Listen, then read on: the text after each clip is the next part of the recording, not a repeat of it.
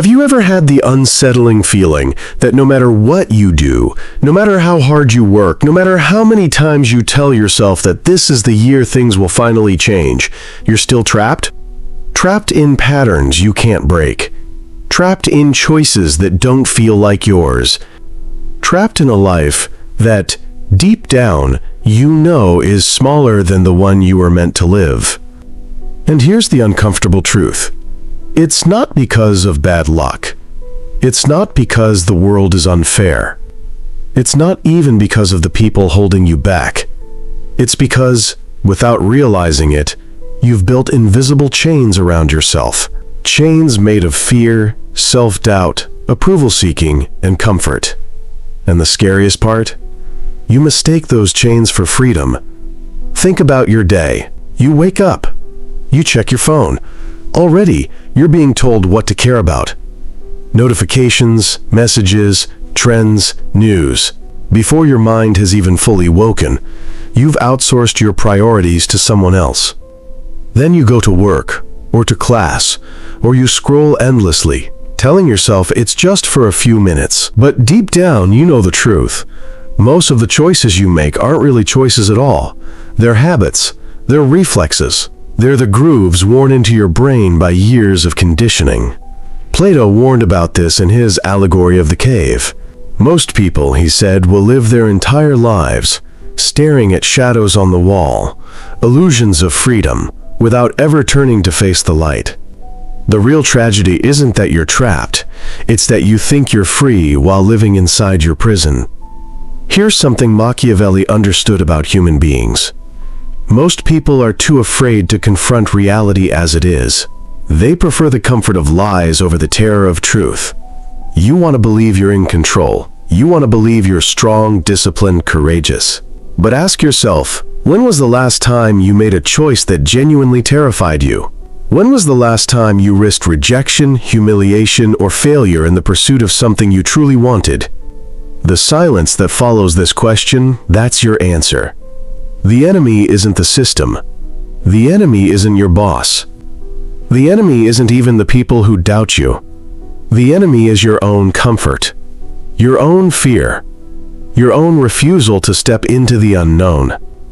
Dietrich Bonhoeffer, the German theologian who resisted the Nazi regime, wrote that the ultimate test of a moral society is the kind of world it leaves to its children. But there's another test, the test of individual life. The ultimate test of a person is whether they leave the world unchanged, or whether their existence forces history to notice them. Most people never take this test because they live in the prison of good enough. A good enough job. A good enough relationship. A good enough existence. But here's the truth. Good enough is not neutral. It's poison. Because good enough doesn't stay the same. It rots. Slowly. Quietly. Until one day, you wake up at 50, 60, 70, and realize you never truly lived at all. Nietzsche warned us of this. He said the greatest danger in life isn't suffering, it's comfort. Because comfort lulls you to sleep.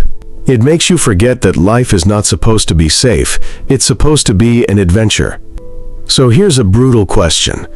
If someone followed you around with a camera for 1 month and showed your life on a screen, would you be proud of what they saw? Or would you cringe at the wasted time, the scrolling, the procrastination, the things left unsaid? Most people would crumble under that mirror, and maybe you would too. But here's the twist. If you can't face that mirror today, what makes you think you'll face it tomorrow? Tomorrow is the biggest lie you've ever been told. Tomorrow is how the chains stay locked. Freedom isn't free. It's not something you stumble into. It's not something society hands you with a diploma or a paycheck or a retirement plan. Freedom has a price, and that price is pain. The pain of discipline. The pain of rejection. The pain of walking away from approval, validation, and certainty. Machiavelli said it best. It is better to be feared than loved if you cannot be both. Harsh? Yes. But hidden in that quote is a deeper truth. Not about ruling others, but about ruling yourself. If you cannot respect yourself, if you cannot command yourself, If you cannot impose fear on the part of you that craves weakness, then you will forever be a servant to the part of you that seeks comfort. Here's the reality. Life is not fair. Life is not gentle. Life does not care about your excuses. You are either the wolf or the sheep. The sheep waits to be led. The sheep follows. The sheep obeys the rules, hoping to be rewarded. The wolf, on the other hand, accepts the brutal reality that survival requires hunger, courage, and blood. The wolf doesn't wait for permission. The wolf doesn't care about approval. The wolf moves because standing still means death. Inside you, right now, both exist, the sheep and the wolf. Every decision you make feeds one and starves the other. So the question is, who are you feeding? Psychologists who study regret tell us something chilling. At the end of life, people rarely regret the risks they took. They regret the ones they didn't. They regret the conversations they avoided, the dreams they postponed, the versions of themselves they never allowed to exist. If you don't face your chains now, that will be your story too. And here's the truth no one wants to hear. Life doesn't wait. Every day you hesitate, the chains grow tighter. Every day you choose comfort, the prison walls grow taller. Every day you say tomorrow, a piece of you quietly dies. So what do? You break the chains. Not tomorrow, not when it's easy, not when you feel ready. Now. You quit the thing that's draining you. You confront the person you've been avoiding. You do the work you've been procrastinating. You step into the terrifying unknown, not because it's safe, but because it's the only place where freedom exists. And yes, it will hurt. You will bleed. You will be misunderstood. You will lose people who preferred the old you. But in that pain, something awakens. Your real life begins.